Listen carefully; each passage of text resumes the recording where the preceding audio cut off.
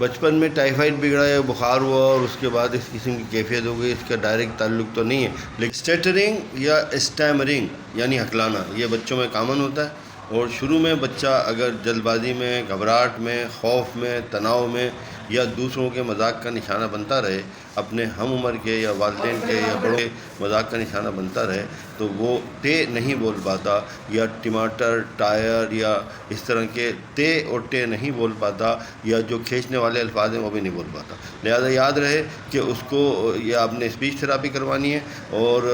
بہت زیادہ پریشانی کی بات نہیں ہے، اس کو ڈانٹنا مذاق کرنا بند کر دیں اور اس کو بولیں آہستہ آہستہ ٹے بولے، زبان کو اوپر کی طرف لگائے، ٹا، ٹی، ٹو، ٹماٹر یا اس طرح کے الفاظ اس سے کہلوائیں، اور وہ مسلسل یہ پریکٹس کرتا رہے شیشے کے سامنے اور یا والدین کے سامنے۔ وہ اس کا مذاق نہیں اڑائیں گے، اسے ڈانٹیں گے نہیں، تو یہ بہتر ہو جائے گا۔ اس کے ساتھ جو دوائیں ہیں وہ یہ